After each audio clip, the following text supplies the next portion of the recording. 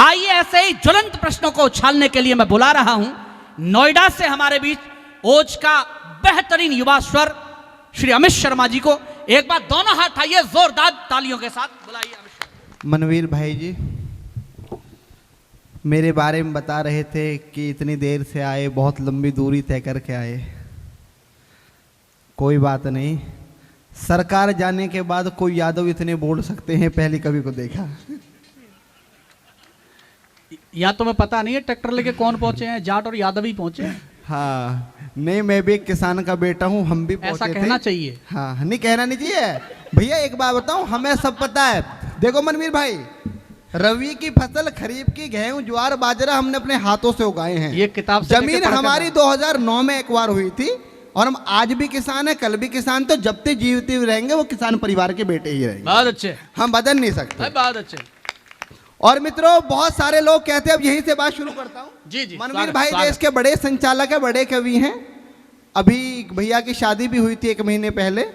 मेरी बधाइयाँ लेने से मना भी कर दिया भैया ने, पर बहुत बहुत अच्छा लगा कि आपके बीच में एक बार जोरदार ताली बजाए। मैं यहाँ से शुरू होता हूँ, बहुत लंबा काव्य पाठ नहीं करूँगा क्योंकि इस मंच को दादा हरिओम पवार जी तक पहुँचना है। कि बहुत सारे लोग कहते हैं, मनवीर भाई भी कह रहे थे, भाई बहुत अच्छे से दिखते हो, ये जो ग्लो आता है फेस पर ये कहाँ से आता है? अब आपका ध्यान चाहता हूँ, खेती किसानी की बात हुई तो मैंने इनको जवाब दिया कि मोहब्बत से नहीं आया। उनको नमन करता हूं जो पगड़ीधारी यहाँ पर बैठे हैं, मेरे बड़े बुजुर्ग, जो अपनी चेहरे की एक एक झुर्री में कई सदी समेटे हुए हैं। उनके अनुभव को प्रणाम करता हूं, उनको चरण स्पर्श करता हूं। हमको ये परंपरा गांव से मिली है, अगर खाट पे कोई बड़ा बुजुर्ग बैठता है तो हम उस खाट के पैंतन बैठ जाते हैं, हम सिराने बैठने की चेष्टा नहीं करते। वो संस्कार हमारे अंदर है। हमें ये बताने की जरूरत नहीं है हम किसान परिवार से हैं या नहीं है, कि मोहब्बत से नहीं आया, जवानी से नहीं आया, कविता से नहीं आया, कहानी से नहीं आया, और बाद मेहनत के जो निकला ये उस पानी से आया है। बाद मेहनत। और चौथी पंक्ति पर मनवीर भाई को पता लग जाए कि अमित शर्मा एक किसान परिवार का किसान खड़ा है, कि मोहब्बत से नहीं आया, जवानी से नहीं आया, कविता से नहीं आया, कहानी से नहीं आया, और बाद मेहनत के जो निकला ये उस पानी से आया है, और हमारे चेहरे पे ये नूर किसानी से आया है। बहुत अच्छा भाई, बहुत अच्छे। अरे करो करो करो, जरूरी है करना। बहुत बहुत धन्यवाद और बहुत नमन करता हूं आपको, प्रणाम करता हूं। और बहुत सारी हो रही हैं कि सरकार ने 3 बिल लेकर आए। 3 बिल के खिलाफ हमने सरकार का जो हाल किया वो आपके सभी के सामने है। बहुत सारे लोग उससे सहमत हैं, बहुत सारे लोग असहमत हैं। बस मैंने भी फेसबुक के माध्यम से लंबी चौड़ी पोस्ट डालकर बताया था। बहुत सारे लोग कहने लगे कि किसान खेतों में काम करता है तो उद्योगपति भी तो काम करता है, उद्योगपति भी तो रोजगार देता है, जो बाकी चीजें बनती हो तो फैक्ट्रियों में बनती हैं। मैंने उस व्यक्ति को बताने की कोशिश की और बहुत लंबा चौड़ा पोस्ट मैंने डाला कि किसान सिर्फ खेती इसलिए नहीं करता कि उसे अपना घर बनाना है, करोड़ों अरबों की जमीन इकट्ठी करनी है, पैसा कमाना है, पूंजीपति बनना है। किसान इसलिए खेती करता है क्योंकि जमीन और किसान के बीच में माँ और बेटे का रिश्ता होता है। वो बुद्धिजीवी जो ये बात कह रहे हैं ना, वो वही लोग हैं जो सुबह उठते ही 10 रुपए की मैगी खाते हैं और चाइना के प्लास्टिक के चावल खाते हैं, उसके बाद वो किसानों की बात कर रहे हैं। तो इनकी मैं भर्त्सना करता हूं, कड़े शब्दों में निंदा करता हूं। बहुत सारे लोग कह रहे थे, अब अपने तेवर में आता हूं, बहुत सारे लोग कह रहे थे कि धारा 370 अगर हट गई, कश्मीर से धारा 370 हट गई, मैं समझ गया कि आप किसान परिवार के लोगों, किसान बैठे हो, आप उसी पंक्ति पे ताली बजा रहे हो जहां पर बजानी चाहिए। इसलिए आपके सामने कोई भूमिका नहीं बताऊंगा क्योंकि मुझे पता है गलत पंक्ति पे आप लोग लट्ठ भी बजा सकते हो। तो मैं कोई रिस्क आपके, एक बार जोरदार ताली बजा के मुझे करें। जब 3 मुख्यमंत्री ये कहते थे कि अगर कश्मीर से धारा 370 हटी तो कश्मीर में कोई तिरंगा उठाने वाला नहीं मिलेगा, और साहब कश्मीर से धारा 370 हट गई। वो जो 3 मुख्यमंत्री ये बात कहते थे कि अगर कश्मीर से धारा 370 हटी कोई कश्मीर में तिरंगा उठाने वाला नहीं मिलेगा, आज वो लोग वॉशरूम भी जाते हैं तो कांस्टेबल से पूछ के जाते हैं कि साहब मैं आई गो टू और नॉट। ये हालत हो गई है। तब जाके कहता हूं कि बारूद भरा तुमने घाटी में कविता नहीं है। अगर आपका प्यार मिला, आपका आशीर्वाद मिला तो इस कविता को आगे बढ़ाया जाएगा, वरना यहीं पहली बार और अंतिम बार यहां सुनाकर समाप्त कर दूंगा। दादा मैं आपके चरणों में रखता हूं, पहली बार सुना रहा हूं।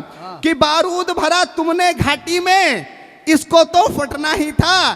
दूसरे पंक्ति में मुझे बता देना कि कविता मुझे लगातार करनी है या नहीं करनी। कि बारूद भरा तुमने घाटी में, इसको तो फटना ही था।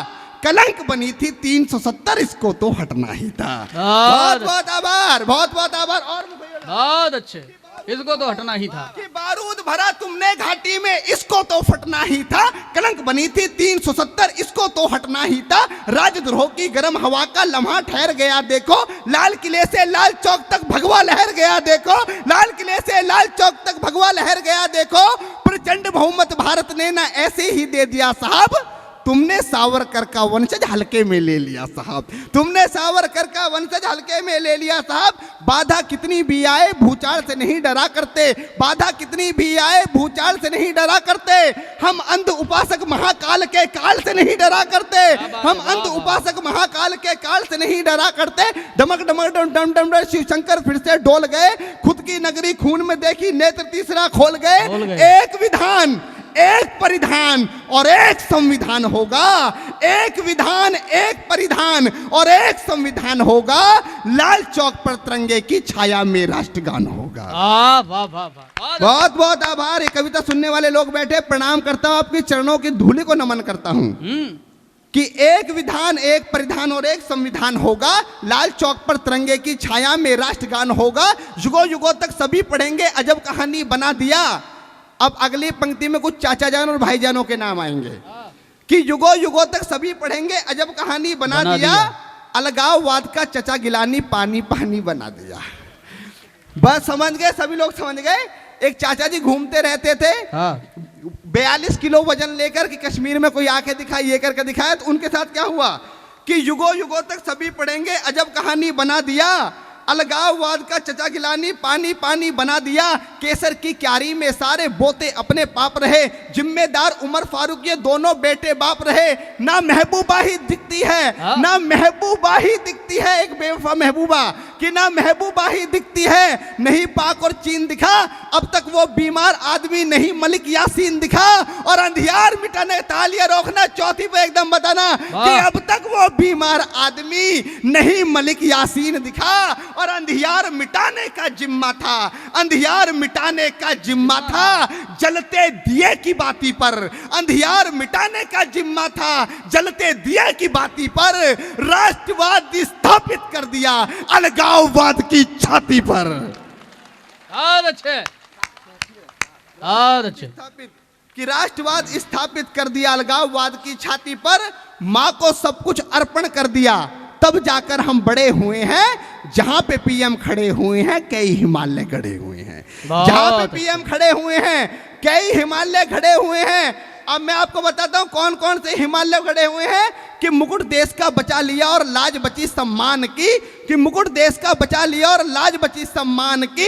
हल्की कुर्सी मत समझो तुम भारत के प्रधान की। अब कुर्सी में क्या क्या है, मेरे बड़े बैठे हैं, शिक्षित वर्ग बैठा है, मेरे स्टूडेंट्स बैठे हैं, पढ़े लिखे लोग बैठे हैं, सभी छात्र छात्राओं के बीच में, बड़ों के बीच में बताता हूं कि ये प्रधानमंत्री की कुर्सी कोई खोखली जमीन पर नहीं खड़ी है। इस कुर्सी के अंदर कौन कौन लगा हुआ है, एक एक पंक्ति पे आपका ध्यान चाहता हूं। जो विद्वान लोग हैं, अध्ययन करने वाले लोग हैं, एक एक पंक्ति पर उनकी दाद मिलेगी, तालियां मिलेगी। कि हल्की कुर्सी मत समझो तुम भारत के प्रधान की। और जो कविता से राज बदलता वो दिनकर कुर्सी में है। वाह। सिंहासन खाली करो कि जनता आती है। भैया सुनना, जो कविता से राज बदलता, जो कविता से राज बदलता वो दिनकर कुर्सी में है। बैल की भांति कोल उचलाया सावरकर कुर्सी में है। वाह, बहुत बहुत धन्यवाद, बहुत बहुत आभार। वाह वाह वाह वाह। कि जो कविता से राज बदलता वो दिनकर कुर्सी में है। बैल की भांति कोल उचलाया सावरकर कुर्सी में है। 1.25 अरब के भारत का भी प्यार यहाँ कुर्सी में है। 1.25 अरब के भारत का भी प्यार यहाँ कुर्सी में है। डॉक्टर केशव राव हेडगेवार यहाँ कुर्सी में है। डॉक्टर केशव राव हेडगेवार यहाँ कुर्सी में है। माधवराव सदाशिवराव का अंतस कुर्सी में है। 20 साल तक संघ चलाया देवव्रत कुर्सी में है। जो तूफानों में पार लगाई वो नैया कुर्सी में है। जीवन हवन किया जिसने रज्जू भैया कुर्सी में है। जीवन हवन किया जिसने रज्जू भैया कुर्सी में है। अब तक कितने नींव बने हैं रण बांकुरे कुर्सी में। अरे अब तक कितने नींव बने हैं रण बांकुरे कुर्सी में। स्वयं समर्पित होके लगे हैं बाल ठाकरे कुर्सी में। क्या बात। स्वयं समर्पित होते लगे हैं कि स्वयं समर्पित होके लगे हैं बाल ठाकरे कुर्सी में। सारे देशवासियों की धड़कन दिल भी कुर्सी में है। राम बोल गए रामचरण में सिंघल भी कुर्सी में है। राम बोल गए रामचरण में सिंघल भी कुर्सी में है। जो वंदे मातरम बोल गए, जो वंदे मातरम बोल गए, जुनून लगा है कुर्सी में। जो वंदे मातरम बोल गए, जुनून लगा है कुर्सी में। कार सेवकों के तन का भी खून लगा है कुर्सी में। कार सेवकों के तन का भी खून लगा है कुर्सी में। और एक तपस्वी पंडित दीन दयाल लगे हैं कुर्सी में।